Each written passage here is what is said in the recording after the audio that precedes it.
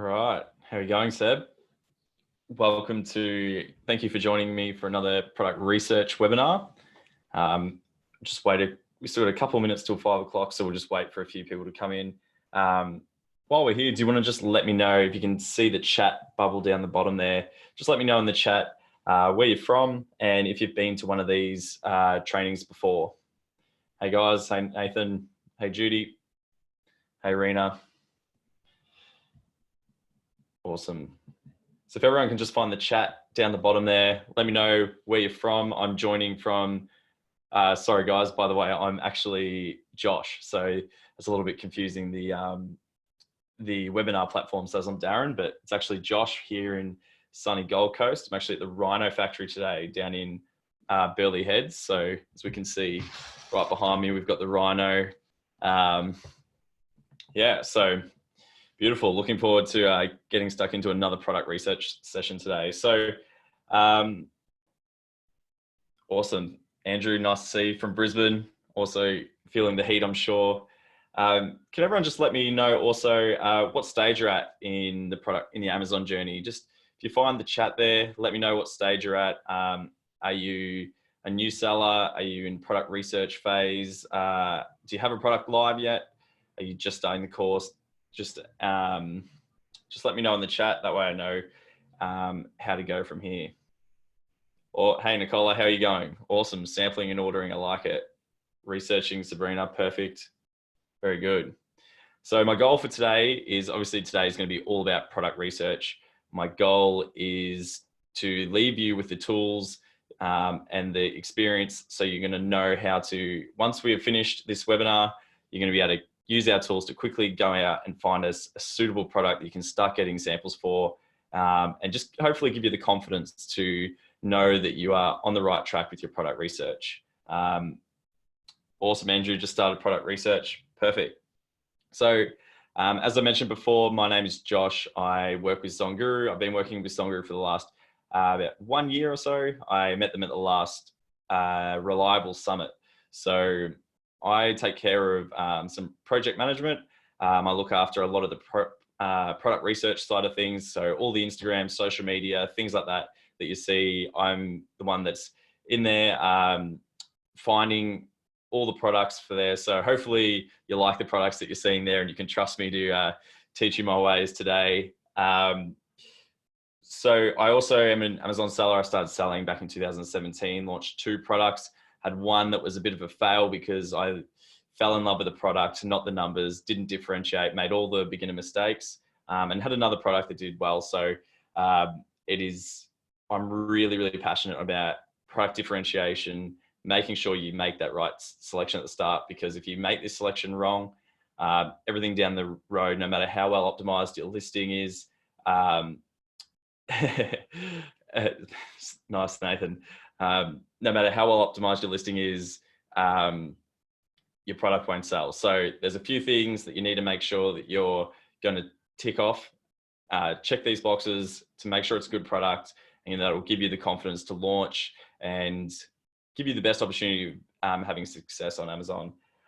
So just another tip I want to take over today is if we all look down the bottom, we can see the Q&A section. So there's a Q&A section.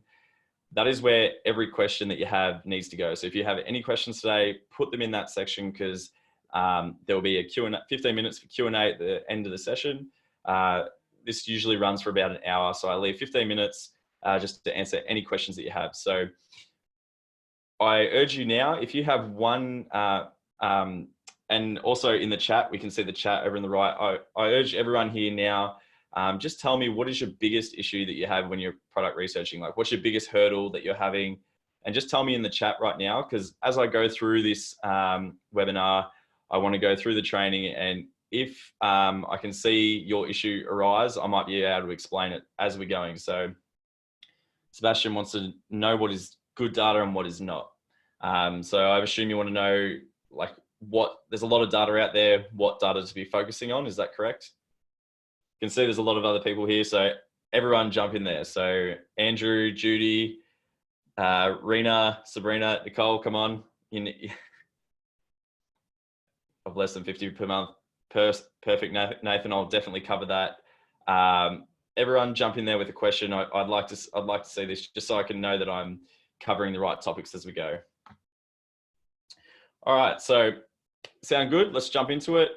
First, I'm just going to cover a little bit of the theory of product research. So what makes a good product? What are the things you have to look for? Because we need a good base before we can actually jump in to the tools and use the tools effectively. So what I'm going to do now is share my screen. I'm just going to share my screen now. All right, can everyone see that?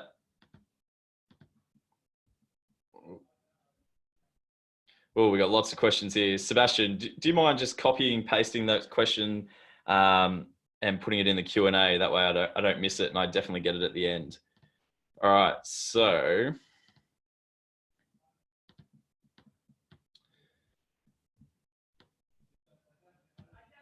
present this. Perfect. So like I said, my name is Josh. Today we're going to cover everything product research.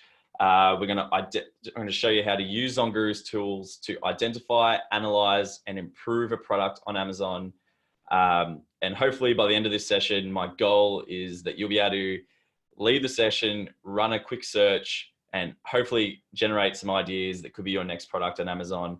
I don't want any confusion after this. I want you to all to have left knowing your next steps. And if we get to the end and you don't know what your next steps are going to be, I need you to ask me the questions so that we can get that covered, because I don't want anyone leaving here still being confused on how to do product research, because while it is difficult, there is some simple steps that once you nail, it becomes a lot easier and you don't have to question yourself anymore. So what are we going to cover today? We're going to cover the theory and the basic skills and tips of product research, the niche rater method, which is a method that ZonGuru has coined the term for, which is what our criteria is for a good product on Amazon. I'm going to show you how to generate niche ideas using keywords on fire. So if you're really stuck, you're getting to Amazon, there's too many options and you don't know where to start, you could actually just type in a hobby, which is the way I recommend to do it. And Keywords on Fire will show you a list of all the keywords, the best keywords with actual search data to do with that hobby of yours. So you can find a product in a niche that you actually enjoy. I'm going to show you how to analyze and validate the data using the Chrome extension. So once we've found a product, we need to know that it's making the right amount of sales and getting enough searches and it's not too competitive. I'll then show you how to check for seasonality of a product. Is this product good in winter? Is it only good in summer? Is it only peaking in Halloween season? Using the Sales Spy. And also this is going to show us how much stock we're going to need to order. We've actually got we've got a brand new feature inside of the Keywords on Fire tool that'll help make this process even easier. So I'll make sure to show you that once we get there. And then lastly, I'm going to show you also how to make products even better. So we found a good niche. We want to jump in there. There's high demand, there's low competition. How do you actually make the product better in a way that the customer actually wants? So lots of people come up with ideas of what's a really cool product, but if the customer doesn't actually want it and it's just an idea that you want, chances are it's not going to sell as well as a product that you've done the research, found out what customers are already complaining about or already telling you that they enjoy, and then mimicking those products or fixing those products where needed. I'll show you quickly the $20 million challenge that we're running at the moment. It's a 4-part video series. Some of you may have already seen it. If you haven't, you need to see it. It's a deep dive into all things from product research to scaling your business. We have guest speakers on there and everything. I'll get into that a bit later. And I'll show you the help and training section. So we have a help and training section inside of the ZonGuru portal. And it's really, really good place to start if you have any questions. If you ever get stuck, type in your questions here, you'll find the answers and you'll find all the replays from trainings like this. Just to let you know, this training is being recorded and I will send it out once, probably tomorrow morning, once it's all loaded up. Sound good? Perfect. All right, so the theory. What are we actually looking for? So we need to know what we're looking for, and we can't just be looking at random products with not having any idea of what we're looking for. So we're looking for a product that is generating $10,000 or more in monthly revenue. So a product on Amazon averages around 30% margins. So $10,000 a month equals around $3,000 in profit. When we're looking at a product that's around 10K a month, that means that it's generating a lot of, like, a medium amount of searches. It's not $100,000 a month. It's not one of those hit the ball out of the park products, but it's a really good product to start with. We don't want to jump into those really super competitive niches straight away with 100K a month sellers, because the competition there is just too great. Everyone's spending thousands on advertising, and you have to pay so much more attention to your listing. We're looking for a product that's generating good revenue. $10,000 is good revenue. It's enough to make all this effort worthwhile, but it's not so competitive that it's going to just be too much to worry about.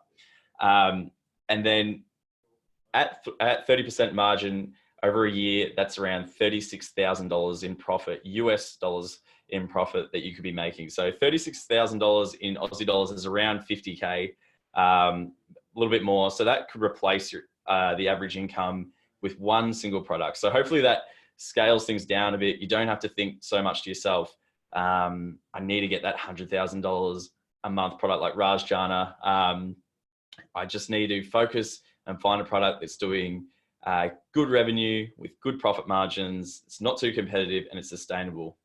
So we're looking for the ability, once we find these products, to differentiate and room to set up a brand for long-term and sustainable growth. So what does that actually mean? You need to be able to differentiate, as in when you get to a category, you don't want to find that every product that you see is really, really well done. Photos are amazing. They look like they're meeting all the pain points. There's so much variety, and there's just nowhere that you think that you could jump in with quick differentiation that meets a pain point and start selling straight away. You need to find those categories where the sellers are slacking off a little bit and they're not meeting the customer's needs. And then think about what opportunities do you have to set up a brand for some long-term and sustainable growth. So what I mean by that is, if you're in the kitchen niche and you found a chopping board, what products make sense to go with that chopping board? So you need to expand your ideas. Like, think, if I'm going with this product, can I bring in a range of products to help it, so that I can start making $20,000 a month in revenue, $30,000 a month in revenue, $40,000, just by adding, rinsing and repeating, adding an extra product into your line and creating a brand. Because the goal of your Amazon business should probably be to sell it, because that's the way that you get the most money back from it, and then go again. So businesses, like buyers, will more likely want to buy a brand that makes sense, that all the products line up. You don't have drink bottles and sunglasses, then a microphone, and then a table. Like, all these products don't make sense in a brand together. And you should think, when you're starting off, where can I see this brand going? All right. Seb, just chuck everything in the Q&A and I'll get to it at the end, please. So some of you may be feeling like Homer at the moment. Too many choices, too many options. I'm getting to ZonGuru, there's just too much information coming out to me. I get to Amazon and there's just too many products. Where do I even start? So hopefully these steps will take away a bit of that confusion, a bit of that overwhelm. So how do we actually get there? We understand the theory, which is the niche rater method, which I'll cover in a second. We set some goals. John, our CEO, always talks about milestones compared to milestones. So milestones are those little incremental goals that eventually make sure that those bigger goals are complete. So a milestone might be getting an hour product research done every night, contacting 4 suppliers, coming up with product differentiation ideas, reaching out to coming up with a logo name or something, a logo or a brand name, something like that. They're all smaller goals that aren't going to take you too much time. And as you tick them off, you're accomplishing something. And then once you tick off so many of these goals, you'll actually see that you've ticked off a big milestone, like launched your first product, which when you're looking at straight away, it seems like such a big, overwhelming thing that people get bogged down and they don't even know where to start. That's where you start with the little milestones, write them all down and just tick them off, and eventually you'll figure out those milestones.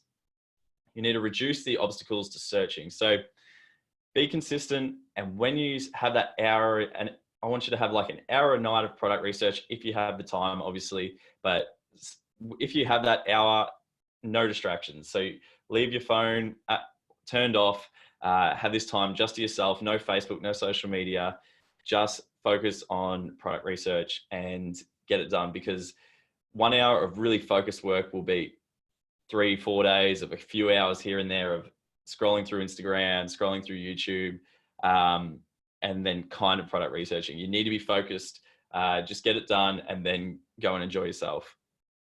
Go down the interesting rabbit holes. Amazon is a business that is set up for buyers. So it wants you to purchase products. So when you're on Amazon and you've typed in a product and you're seeing Amazon show you products that don't really make sense, like I might type in notepad and pens and things like that will come up on the page, and you might think to yourself, that doesn't really make sense. I didn't type that in. Why is Amazon showing me that? Amazon's showing you this because it knows buyer behavior, and it knows what customers will buy in addition to the product they're searching for. So if you're searching for a product and Amazon's showing you another product and you don't know what it is, or you do know what it is, but you never even thought of it, click on that product, go through the numbers and see if that is a product that you could sell as well, because customers are obviously buying that product in addition to the product that you search for. So go down some interesting rabbit holes, use keywords on Fiverr to generate ideas. I'm going to show you how to do that in a second. I want everyone now to think of a hobby that they would like to sell products for. What's a hobby that you do on the weekend? Don't even try and think about what product you want to sell. Just think of a hobby, and we'll use that a bit later on. Don't overthink it. Have fun. You're going to be in this business for a long time if you're really serious about it. So you might as well be doing it on a product that you enjoy. You might as well be having fun. Don't let it stress you out. And use the internet to spark some ideas. So if you get to Amazon and you're just still stuck, you don't know where to start, there's nothing wrong with going to Google, doing a quick search, what are the hottest products for 2020, going through, and you may get some ideas there around little niches that you could look into further on Amazon. I do product research nearly every day, so using these tools sometimes can help me when I'm having that bit of brain fog and I don't know where to start. So hopefully that little bit of theory there will be useful to you, and we'll move on. So the niche rater method. What is the niche rater method? It's broken up into 4 parts: demand, competition, investment, and potential. This is the criteria that we need to meet with every product that we're looking for. So this is something that I would either screenshot, write down. I'll send you the replay so you can look at it again. But every time you're doing your product research, I would want to be ticking off every single one of these steps and making sure that my product that I'm looking for meets this criteria. So demand. Do people actually want this product? So how do we measure that? We measure that by sales volume and search volume. So the demand that we're looking for is products doing around $10,000 to $20,000 a month, or the potential to do $10,000 to $20,000 a month, with a search volume of around 4,000 to 6,000 searches for that product. This is, like I said before, those products that have medium competition to low competition and medium revenue. They're not the top of the pack where you just is going to be outcompeted and have no chance of getting in. And they're not selling that small amount that it's not even worth getting in there because the profit margin's not scalable. Competition. So how many reviews do the sellers have? The review rate on Amazon is around only 2 to 3%. So to get 1,000 reviews will take you 50,000 sales. So when we're looking on Amazon, we want to make sure with the Chrome extension, as we scroll through our competition, we're not seeing too many competitors with over 1,000 reviews, with over 500 reviews, because 50,000 sales is a lot of sales to make up. And in that time, your competitors are going to be making even more sales than you. So that playing catch up to get your reviews high enough to where you're going to be competing is going to take a long time. So that's where you really want to find those niches that are a lot less competitive. Also, how well optimized are the sellers? Do they use all their keywording? Do they use really good images? Do they use all their images? How well optimized are they? Is their customer service? Is just the overall feel of the product? Are they optimized for all their keywords, the really good keywords? Are they using PPC? Are they trademarked with brand, with brand registered? All these things make up a more competitive niche, and you should be looking for those niches with a little bit less competition, because it just means that you will be able to jump in there quickly and start making sales. Investment. So what is it going to cost you to launch and stay in stock for at least 3 months on page one? We like to say the sweet spot is around $12,000. Obviously, this differs depending on whether you have a bigger budget or a smaller budget, but really you need to know what your budget is now, so that when you're product researching, you're not looking at products that are way out of your budget, that you can't afford, that you'll spend all this time on, but then you can't even launch with. So learn what your budget is now, figure out what part of that budget you have to spend on inventory before you even start product researching. And potential. So is this product $25 plus? And what is the percentage of page one that you could realistically capture? You need your product to be on Amazon. As we said before, the profit margin's around 30%. So we need a product that's around that $25 plus mark to be making a profit of around $8 to $10.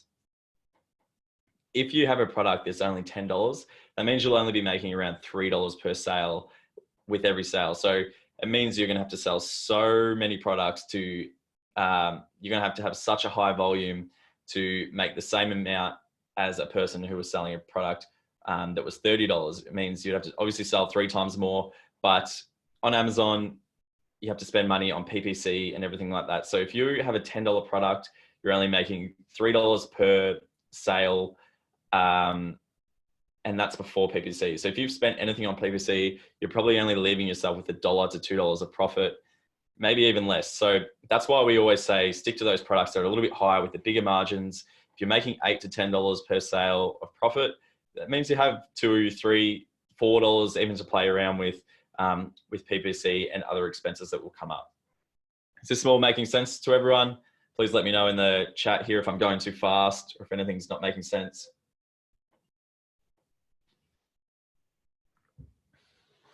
All good. Thanks, Nathan. Appreciate it. Thanks, Seb. All right. So this is my favorite topic. I'm most passionate about this topic because it affected my business and I don't want anyone else to make the same mistake. Differentiation. Differentiation, firstly, is not changing the color or having a nicer image or creating a brand that nobody knows about yet. So all these things are forms of differentiation that will eventually help your business grow. But really, differentiation is on Amazon especially, is fixing a pain point and showing it in your hero image. So as we can see here on the right, we have 2 different wheelbarrows. We have one that is doing $1,000 a month in revenue, and we have another one that is doing $150,000 a month in revenue. And there's no winners for guessing who is selling the most there. So as we can see, the top seller here with the 4 wheels is blowing it out of the park. What are they actually doing though? They're fixing a pain point. So wheelbarrows, generally heavy, hard to move, kind of awkward. They're a lot of manual labor. It's difficult. It's only suited for necessarily maybe fitter or stronger people. This one is probably not even the worst sort of wheelbarrow you could have. It's got the 2 wheels, so it's a little bit more balanced. But generally they're just hard to use. You can get injured, things like that. This wheelbarrow on the top has taken away all those pain points. It's got 4 wheels, so it can't tip over. It's got a bigger bucket, so it can hold more, so you have to do less trips. Everything is beefed up. You can see the wheels and tires are all better, so you're probably less prone to punctures, which are very common. And the handle there actually works as a jack. So you can jack this up and the bucket will tip up and all the dirt will come out. So there's no manual labor. It's a lot easier to get around. You don't have to balance anything. It's just an all-around better product. And the main thing is with this pain point is they show it in their hero image. So just from looking at this image, we can see nearly all the issues that this product is fixing. I would almost say this product could have a better image if it showed the wheelbarrow with jacked up. So it actually, because I feel like some of you, I know that I missed this to start with, didn't realize that the handle worked as a jack and lifted the bucket up. They should be showing that in their hero image. I'm sure that would help spur on some more clicks at least. So I hope everyone really takes that into consideration. Fix a pain point, a real pain point that your customer actually has, not just a color, and show it in your hero image. The $20 million challenge. So this is a 4-part video series that ZonGuru held recently. Some of you may have seen it already. We do a deep dive into finding a product, unboxing it, showing what customers are doing well, showing how you would launch this product, showing how they obviously found it and how they would scale the business, etc. We have guest speakers, Adam Hudson and a few other 100K a month sellers. I'll show you a little bit later on how you can actually find this 4-part video series, but that would be the next point of resource. If you haven't seen it and you're still in product research phase, this is a really good series to go check out. The help and training section, I'll show you that in a second as well. This is where you go if you have any questions. Before you head to support, you head to help and training, you type in your question up in the search bar, and it will spit out a recommended article for you. Chances are your question has been asked before and we can give you the best answer for that. This is also where we hold all of replays for trainings like this, seller replays, podcasts, all of our social media links, tool tutorials, and some of our free tools as well. All right, guys, I'm going to jump out of this and head into ZonGuru. So what I just want to quickly show you here is the business dashboard. So if you have a business account or if you have a starter account and you've purchased the business dashboard, I'll tell you a little bit about this in a second. We have a good deal going on at the moment where you can actually access this if you're on the starter plan. But this business dashboard shows you all your profit margins, what inventory you need to replenish, things like that, all your profit breakdowns. But what I want to take your eyes to is the help and training section over here. If you need to find that, it's over here, and the 2020 perfect product vision. So if you want to watch that 4-part series, head on over to there and check that out. All right, so who's ready to get started on some product research? We'll jump into Keywords on Fire now, which is this tool here. I've got it opened up in another tab. What we'll do is we'll go back here. Is anyone, make sure you're thinking, what is your hobby? So this is where we're thinking, what is the hobby that we want to search for? Inside of the Keywords on Fire tool, we click on add a product by phrase. We'd write in our hobby here. So if fishing was your hobby, you would type that in, click search, and this is going to bring up, sorry, my computer runs a little bit slow when I'm recording. So what this would do is it brings up the top 25 listings for fishing. Click select all and then add products. I'm not going to do it now just because it's going to make my computer go slow. And then we'd add a session name like fishing and then the date, just because these values can change over time as people search different amount of times each month. And that's how you'd run a session. So after this, when you have homework for searching your hobby, that is how you're going to do it. The product category that I searched up today, newborn, obviously not my hobby, but obviously baby is a very big niche that comes up quite a lot. I just saw it, newborns, just another word for it. Let's see if we can find a product that's interesting inside of there. So I did the same process as before. I typed in newborn, added the date, and now we come over to this little button here, click on that, and it opens up the Keywords on Fire session. So what this has done is actually run a search for the top 25 competitors for the keyword newborn. Sorry, I've just got this text box here that's in the way. You guys can't see it. I'll put it up there. The top 25 competitors for the keyword newborn. And it has generated a list of keywords, and every keyword in here has resulted in a sale for one of these top 25 products. So it's generated a list of 790 unique keywords, and each one of these keywords has resulted in a sale for one of these 25 products. What we need to do now is sift through this data and try and find some ideas for a potential product that you might sell. There's a little bit too much data for us here.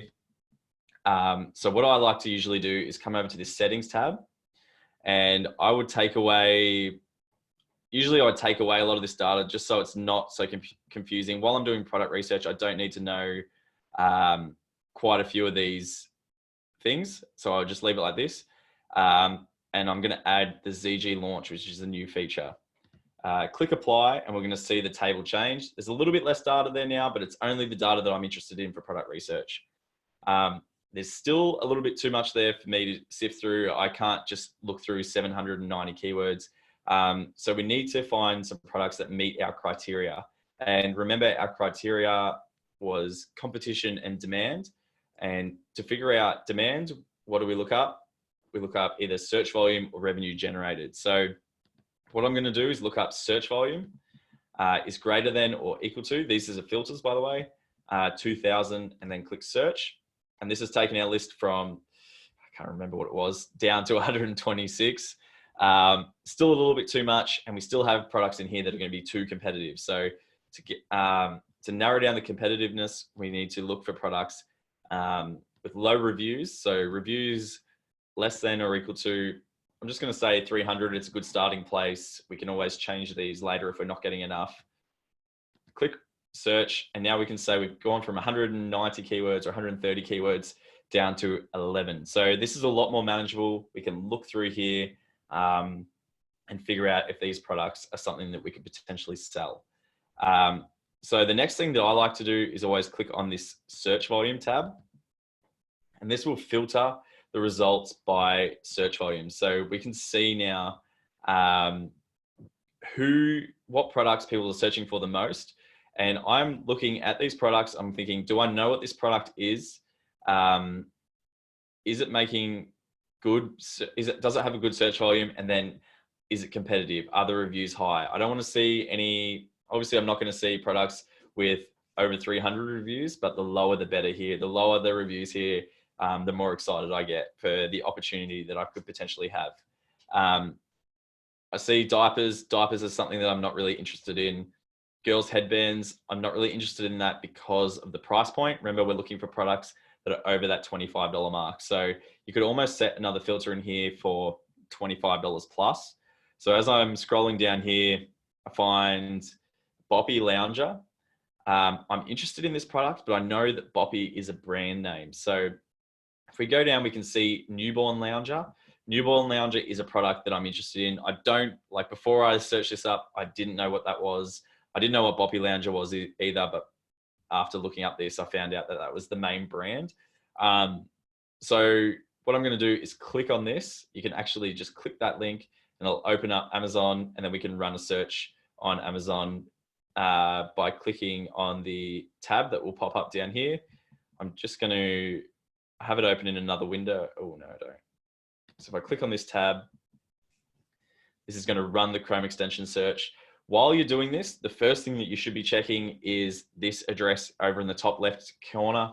If this address is Australia, it's only going to show you Australian products or products that can be shipped to Australia, sorry. So make sure that this address, by clicking on it, you can change it, matches the marketplace that you're in. If you're in USA, make sure it's a US address. If you're in the UK, UK address, etc. So now the first thing I really want to do is look through and just see, is this a product that I'm interested in? It's not, it doesn't have any electronics. It looks relatively simple. There's potential here to differentiate. It's not just like a piece of pipe or something. There's room here that we can get creative. Okay, so this is just from looking at it, it's another product that we could potentially look into further. So we're going to open up the Chrome extension and look at the data and assess the data. So the second thing that I like to do is quickly filter everything by reviews. We just want to see how competitive this product is. And we don't want to see, like I said before, too many sellers with over that 1,000 reviews. As I look here, I'm getting a little bit nervous because I'm seeing too many products with over 1,000 reviews. But as we hover over their keyword, it'll show you this little image in the middle, and it shows us that this product is not actually what we're looking for. Amazon has, like I said, is showing me products that sellers would potentially buy when they're looking for this product. So I'm going to go ahead and uncheck that product because it's going to affect our score. That is not the same product either. Okay, as we go through, that's not necessarily the same product. So there's just a few products here that are really competitive, but we're not actually going to be competing with those products. They may be on page one, but they're not really who we're competing with. So I'm just going to deselect them. And now I'm just going to go quickly down and look how much revenue are they making. These guys with lots of reviews are making big numbers. So that means there's a potential for us, if once we start selling really well, to make good money. As we go down to the low reviews, I'm looking for reviews that are under 100 because that's who we're going to be competing with once we start selling. And I want to see sellers here with a lot of sellers here with 3, 4, 5 plus, because that means as a new seller, you can start making good money straight away. So as I'm seeing here, I'm seeing every seller here has consistently got high sales, at least over 2,000 for nearly all the sellers, which is really promising. It means that as a new seller, if you get creative here, even with low reviews, people still buy your product. So now we're going to jump up to the niche score and we're going to assess the data. So the niche score, I just want everyone to really focus on this. The niche score doesn't tell you if this product is definitely a good product or not. It's a quick guide to show you it takes in the averages of all the products on here. So even though we're giving you the best data possible here, the human eye with assessing this category will give you a more accurate result. But this is a really, really good starting point to tell you whether you should look into the product further. So the niche score is based up of buyer demand, competition opportunity, investment sweet spot, and revenue potential. The closer it is to 100%, the better the niche is potentially going to be.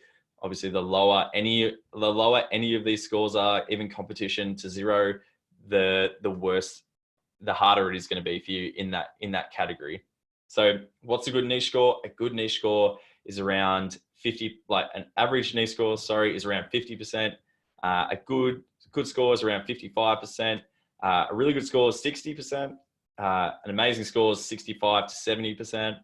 And I think I've only seen 1 or 2 niches with over 80% that were proper niches. So 60% is a good niche to keep looking into further. One thing I probably didn't mention, that it's almost the second thing that I search so if I search for my address, the second thing that I'm looking at is this search volume. I want to see a number here. Nathaniel, or Seb, I'm pretty sure you asked this question.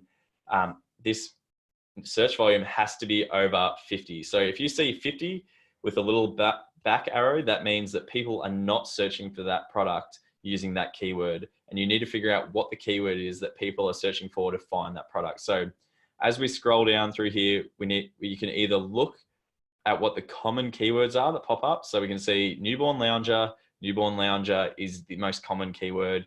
But that is just something that you need to look at, because if this is under 50, it means that you're not getting a whole scope of the niche. So first step, find a search volume that is over 500, 1,000, and then you know you're in the right ballpark. And use your brain a little bit too here. If you know this is a really successful product and you're only seeing 500 searches, it's still probably not the keyword that you're using. If they're generating lots and lots of revenue, this search volume should be pretty high. So buyer demand, what is buyer demand? We talked about this before. Buyer demand is how many purchases are they making, how many sales are they making, and how often are people searching for it. 66% still pretty good. It means it's not, means it's probably going to be on the higher end of search for compared to our 10K a month products that we were talking about before. Competition opportunities at 18%. That is because there is still a fair few reviews in here, and the products in here are pretty high quality. It just means that you're going to have to work a little bit harder to differentiate your product and stand out. Investment sweet spot, 85%. It means that our launch budget is really close to that $12,000 mark. As we come across here, we can see our launch budget is $17,000. This is really close to the amount of money that you'll need to launch and stay on page one for 3 months. So take into consideration that, and the revenue potential. So what is this product priced at versus how many sales are the top sellers making? If it's a $10 product selling 100 units, it means the profit that they can make is only whatever, $300. If the product's $100 and they're selling 100 units, that means that they can make $3,000 profit. So you want to find those products that are priced well, like $25, $30 plus, and making good sales. The rest are just averages of all the products down here. So like I said before, we look down here and we're looking, okay, so we're not going to really compete with these guys, but there is potential once we start selling really well to make really good money. It looks like, though, from looking at this product, that Boppy is a big name brand off Amazon, potentially. They've got big marketing push off Amazon and customers know Boppy. So products more so like Mila Mili and all these other products are really what you're realistically going to compete with, unless you manage to create a really awesome brand experience off Amazon. So we're going through and we're just seeing what can we potentially make. Yes, this is a good product to jump into. Now we need to see, is this product, so this product is viable numbers wise, is this product seasonal? So are we just looking at it at a good time, or is it sold throughout the whole year?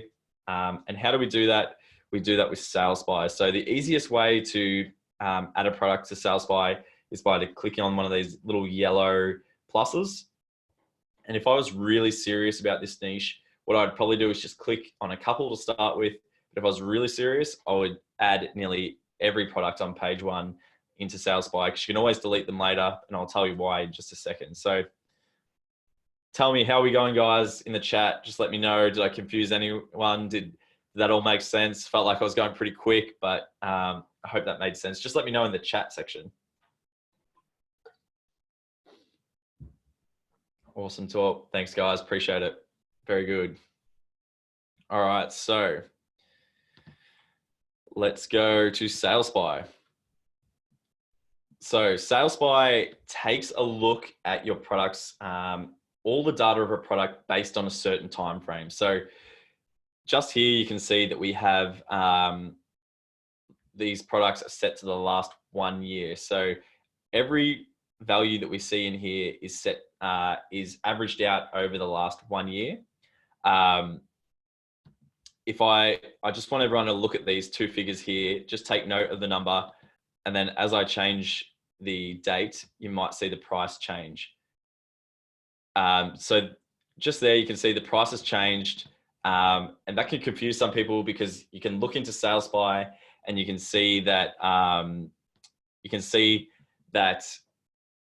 you might go to Amazon, you find this product, you look at the price, then you come to Sales By and you notice the price is different.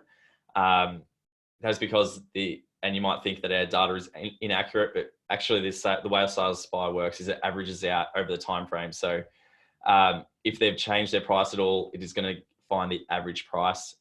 This is the average revenue of a product and the average estimated monthly profit. So the next step that we want to do is open up the graphs. So the graphs are these section here, and now we're looking for trends. So we don't want to see any of these graphs that we open with any big, big lifting up ramps, essentially, that would like big spikes. We don't want to see any spikes. So as we're going through here, we can see that all the sales are pretty consistent. This one is ramping up because it was only sold since November 5, 2019. So take into consideration this as a new seller. You're going to be you're probably going to be going down the same track as these new sellers if you launch around the same time. So just to give you a bit of context, the yellow graphs represent the revenue. So as we scroll over, we can see the revenue changing. You'll see 1,401, 1,837, 1,889. That is the daily sales that product is making. And that works inversely to this blue line, which is the BSR. So the higher that your BSR gets, but the lower on the graph, but the bigger number your BSR gets, the lower sales you make. The closer that your BSR gets to zero, as in the top seller, the more sales you're making. BSR stands for best seller ranking. That just means in the total category for this product is probably baby, is probably the total category. This product is ranked number 23,727. It may be product number 1 for the category newborn lounger, sorry, for the keyword newborn lounger, but for the overall category, it's ranked 23,727. The lower this number, as in, it's confusing to say, but the further away from this number is from 1, the less it's going to be seen by customers. That is why it's resulting in less sales. So the next thing we want to know is, okay, this product is not seasonal. I'm not seeing any ramps. How many units do I need to launch and stay in stock? So I want to find all these sellers here that have started selling in 2019. So I'm looking at the low review sellers, making sure that they actually are selling well. Is it worth getting into? I'm scrolling along. I'm seeing they're averaging around $100, $160 a day. I want to look at what sort of photos they're using, who's doing better, what sort of shapes, what sort of colors. And then as I scroll over, if I know that I'm launching in November or say December here, as I scroll over, I would write down 1.9, 1.9, 1.9. So we're looking at the sales part, 4.4. And then over the month, you could pretty much times that by 3 or find a product that's been on sale for 3 months. Write all these down for 3 months, and then close enough to that number is the amount of units that you're going to have to launch to stay in stock on page 1 as a new seller. Another easy way to do that, I'm just going to quickly show you now, is with our new tool, ZG Launch. So ZG Launch shows you how many units you need to sell on Amazon per day to be on page 1 with Amazon. If you are launching a new product, you really need to take into consideration this. If you're aiming for, I got my first sale, I'm only making 1 sale a day, you're not going to get to page 1 if these are the numbers that you need to be doing. So you need to come up with a launch strategy. How do I get rid of 14 products a day, whether that's giveaways with influencers, using Amazon's early reviewer program and things like that, and really concentrating on your PPC, coming up with a plan before you launch on Amazon to start making these sort of sales per day, just so you can get to page 1, be found, start making organic sales and stay there. If you're not making this amount of sales for whatever category that you're in, you're not going to rank for that product. So really, really useful information there. I hope you took note of that.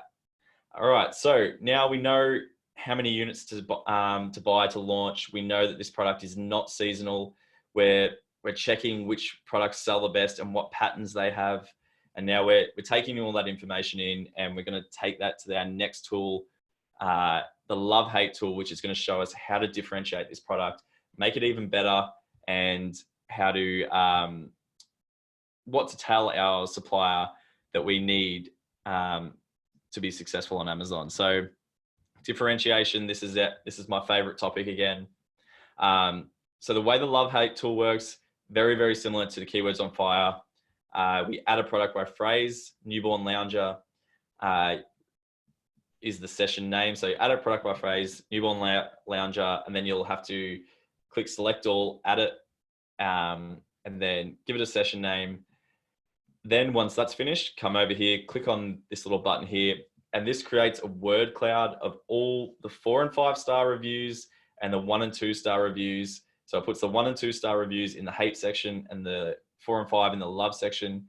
So it grabs the top 25 products for the keyword baby lounger, and now as we click on any of these keywords, we look through these keywords and we see, is there anything that's jumping out to us?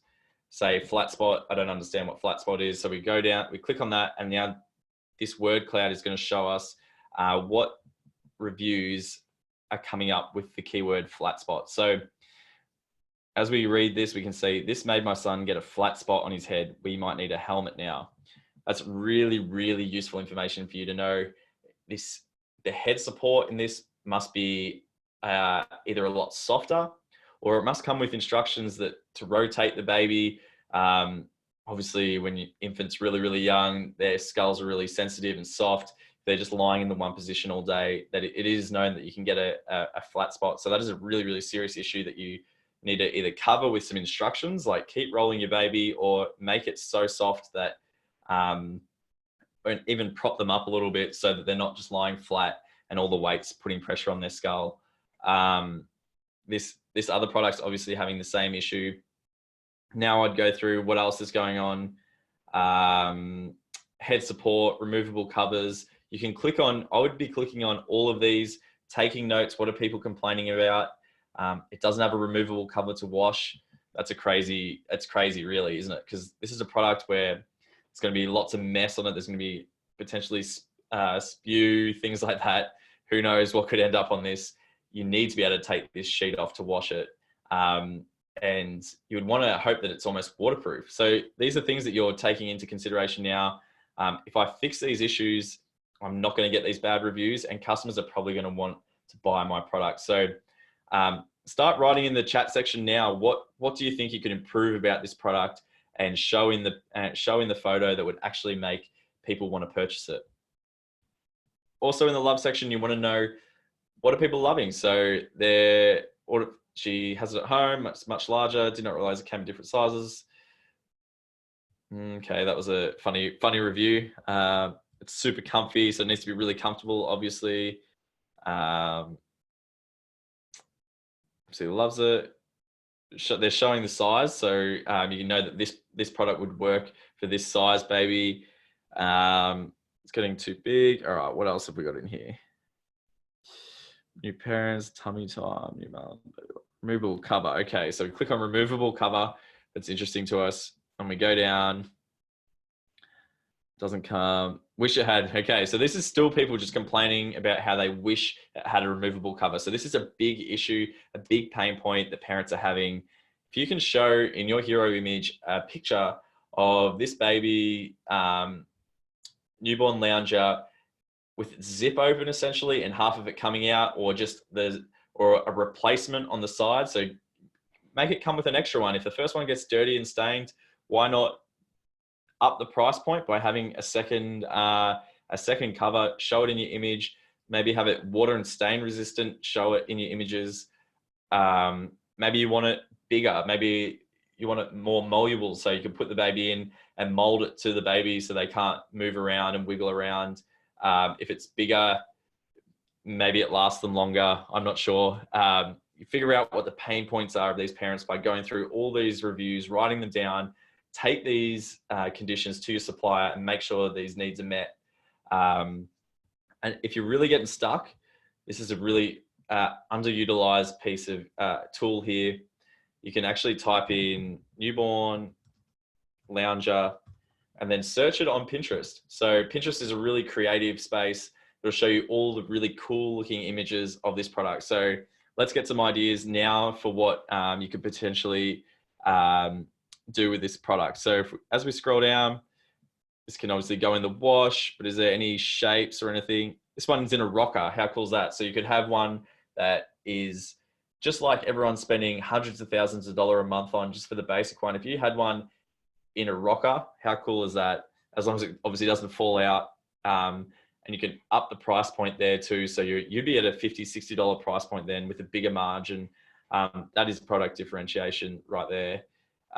Go through here and get some really cool ideas. Maybe, okay, Pinterest is not happy with me now without an account, but potentially even just write here like creative newborn lounger or something like that, and spark some ideas that way. So that's all I've got for you today, guys, with the product research. We'll get into the Q&A now. I hope everything made sense. One thing I just want to quickly go over is the help and training section. If you ever come in here and have a question, type in, say what currency is ZonGuru in, type in your question, click enter, and we'll actually show you the answer. So before you even come to support, come straight here, type in your question.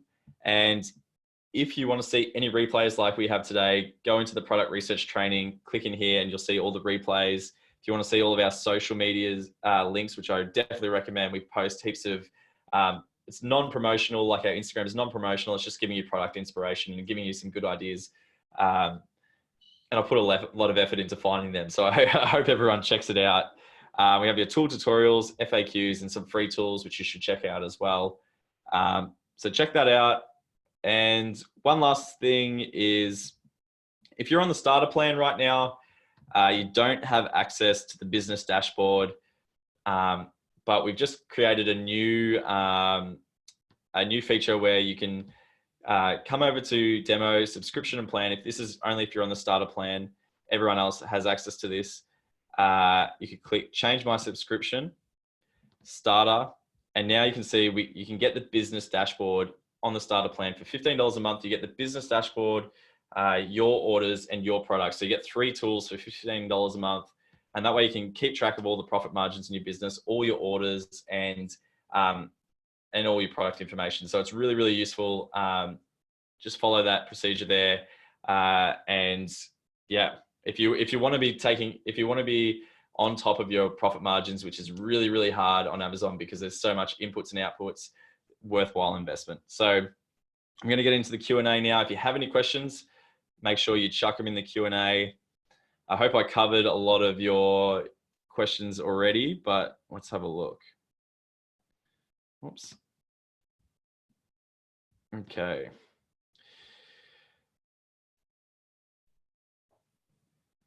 Okay. Do you have an example of how you break down your milestones?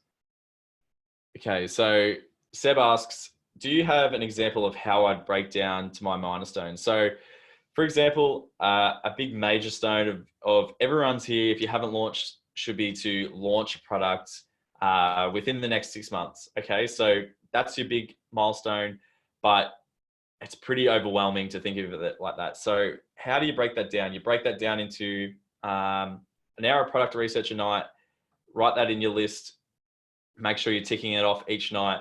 Find a product that meets all the criteria that we looked over tonight.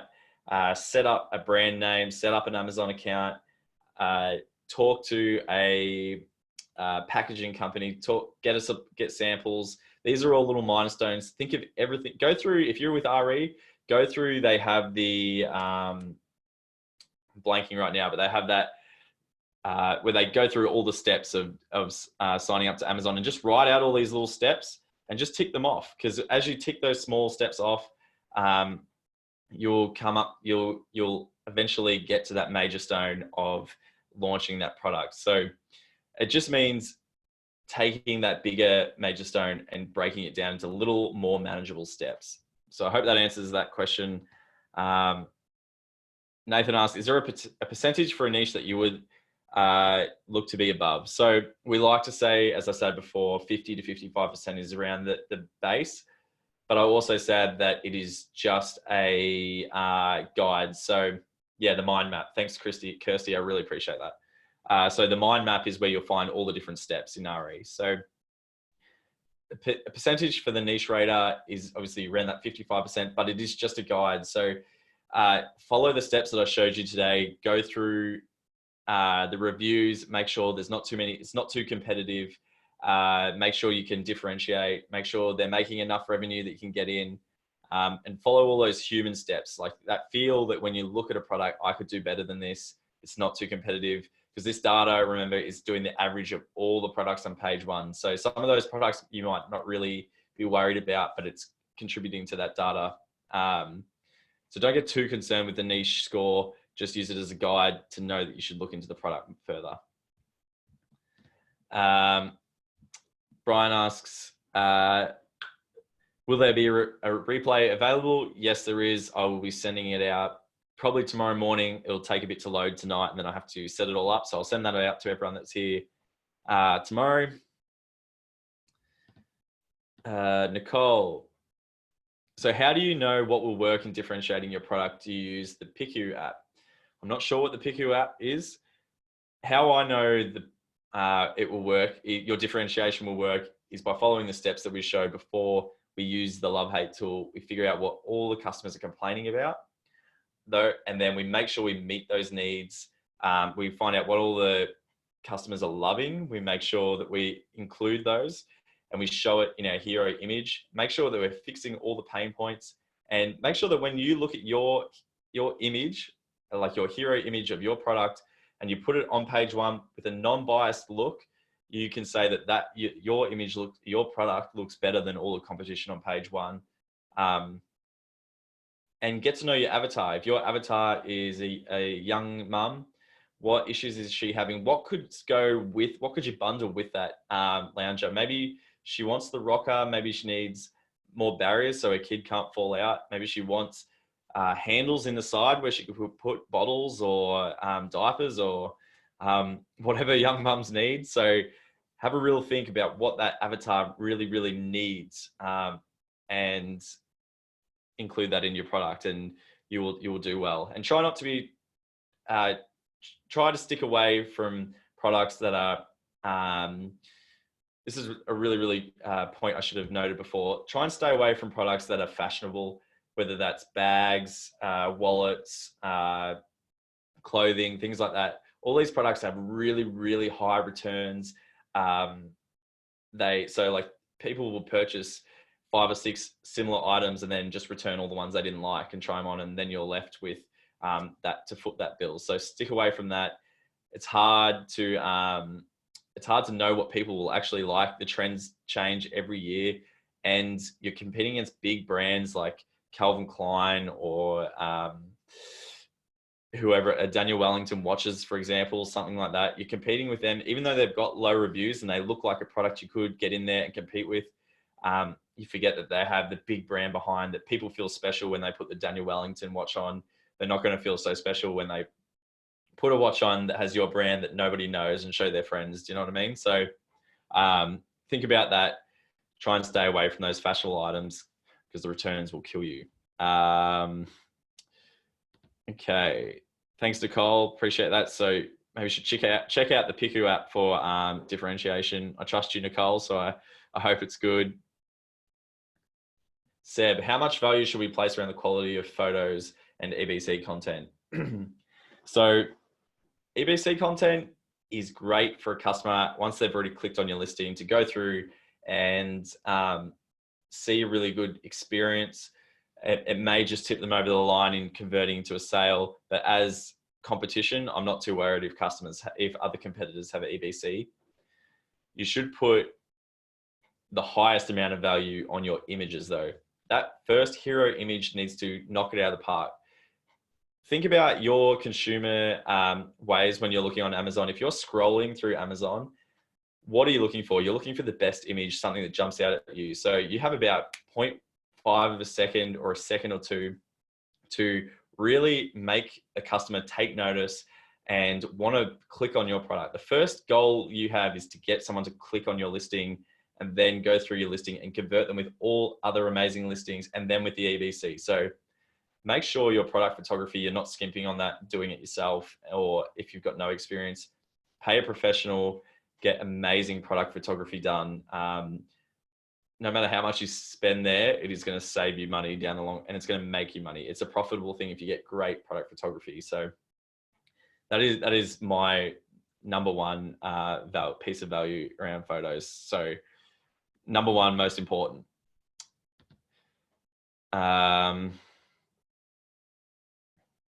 Seb says, is it enough to say I can make the same product, but I can create better photos and a better EBC to launch? Is that enough to launch? Like I said before, no, you need to differentiate and you need to fix the other pain points. If a customer is going to Amazon, think about what they're doing. They're going onto Amazon, they're typing in a keyword, looking down the list. They can't see your EBC yet. All they're doing is looking at your hero images. I know you say you can create a better photo, but realistically, how much better can you make that white hero image look than a competitor if it's exactly the same product?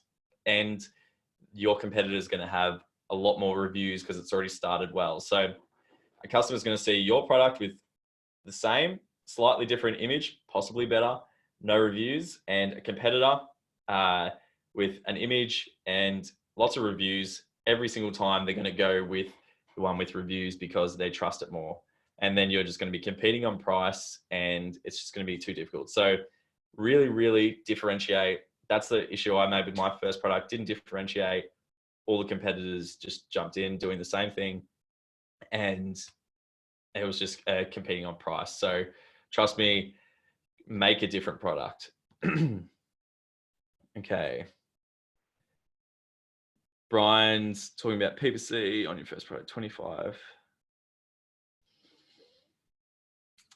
Yeah, so with PPC, especially when you're starting with no reviews, unless you have a really, really cool listing where the image stands out so different, it's going to be hard to get clicks because you don't have the reviews to back it up. People don't trust the product yet. And you're going to be competing with sellers that have lots of history and they're, sorry, and it's just going to be too competitive. So if we were to go into that newborn baby lounger category and try and compete with no reviews, it's going to cost us a lot. We're going to get a few clicks, but probably not going to convert because we don't have the reviews.